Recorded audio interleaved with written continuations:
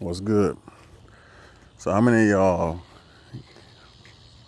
ever gave anybody some bad advice or know anybody who has given you bad advice?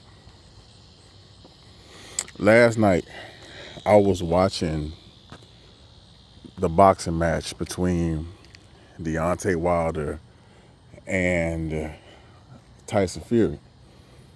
And for y'all who don't watch boxing, these are like the top two heavyweight boxers in the world right now. And they had this was their third fight.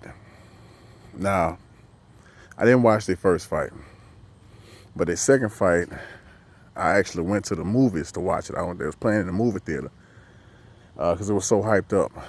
Now, Deontay Wilder is a fighter who has had 42 wins and 41 of them by knockout, and that's unheard of.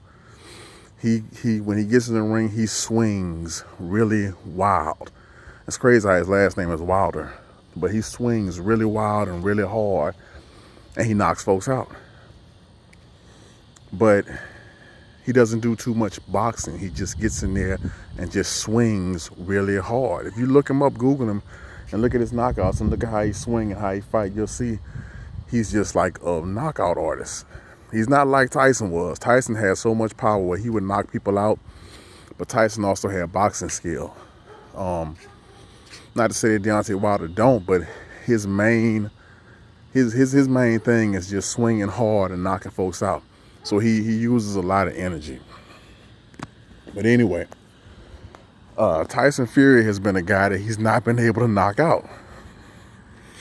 So last night when this match was going on, now, just like I said, the second time I saw, the first time they fought was the first time I saw them fight, which was their second fight. Deontay Wilder got washed up. And I was happy about that because Deontay Wilder had made a statement that he was better than Mike Tyson. And so I wanted him to lose. And he lost. But then after that match, some videos started surfacing, and it kind of looked like Tyson Fury had something in his gloves. So it was like, oh man, this looks unfair. So this time I was cheering for Deontay Wilder.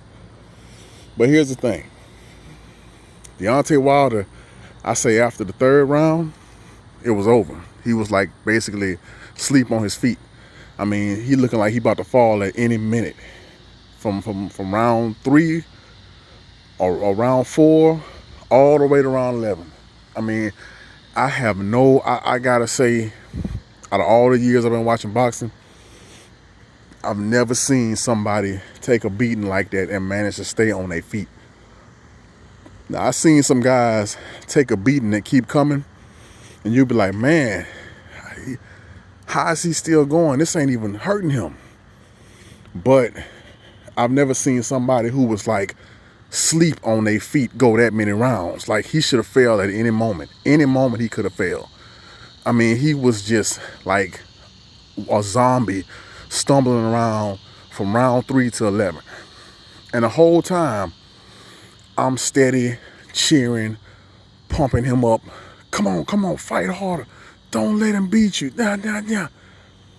Every time the round ends, he'll go sit in his corner, and even his trainer steady telling him, look, man, you have a gift. You are blessed with a gift where you can end this fight at any moment. His trainer basically telling him, keep going out there swinging wild, and hopefully one of them land. And he steady tiring himself out more and more. And when the fight was over with and Deontay Wilder finally got knocked out in the 11th round, I had trouble going to sleep and I couldn't figure out why. And then today, I still was feeling funny. And finally, when I sat and had my talk with God, I realized what the problem was. And it was that fight didn't sit right in my spirit. Because I was sitting there boosting up and hoping for someone to continue getting hurt. I'm even though I'm not his trainer, I'm not his friend, I'm not in the match, but I'm sitting here hoping that this guy keeps going, and I'm watching his brain get bashed in. And that's not right. And the sad part is everybody around him kept him going.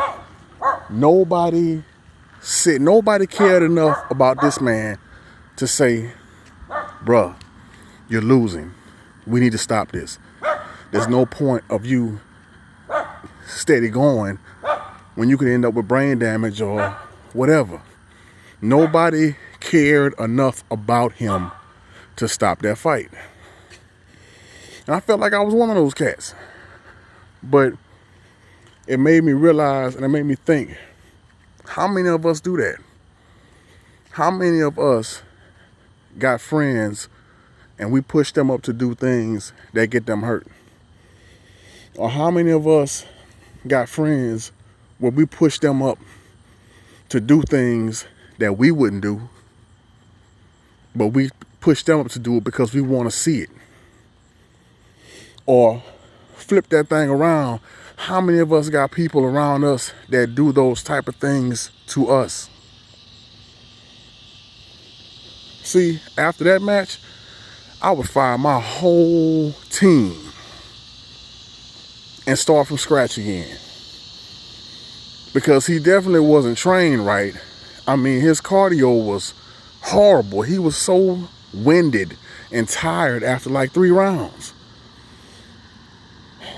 I'm not a boxing trainer, but anybody could see that man need to work less on his upper body strength and more on his cardio. But let's take this Bible verse right here I got. 1 Kings chapter 12. I'm pretty sure it's 1 Kings, but if it's not 1 Kings, it's 2 Kings chapter 12. The king of Judah was Rehoboam. The king of Israel, well, the future king of Israel was Jeroboam. And Jeroboam and some Israelites came to King Rehoboam, Solomon's son, and said, hey man, your father Solomon put a lot of pressure on us, and we want you to ease up some. Well, Rehoboam had 2 choices. He could listen to the elders or he could listen to his friends. The elders told him, look, if you ease up on these people, treat them better than your daddy treated them, these people will serve you forever. But his friends told him, man, don't be soft. Tell them, y'all think my daddy did you hard? I'm going to do you even harder. His friends pumped him up to do that. And that's what he did.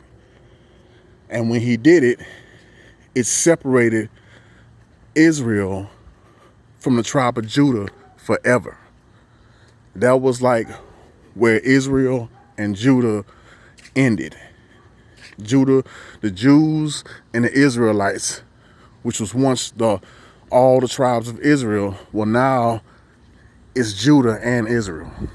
And this separated them completely because he listened to the people around him who didn't have his best interests. So that's all I'm going to say about that tonight, y'all. I just want to say that make sure the people that you have around you have your best interests. Make sure that the people around you are telling you things that they would do.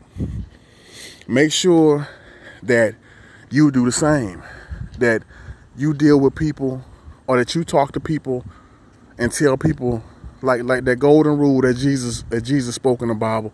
A lot of people don't even know that the golden rule came from Christ. Do unto others as you would have them do unto you. When you ask for advice and people tell you one thing, you gotta recognize whether what they're telling you comes from life or comes from death. Whether it's gonna bring life or bring death, whether it's good or evil, whether it's bad or good. If it's bad, you might not want them kind of people around you. That's all I got, man. Love y'all. Be blessed. Be watchful.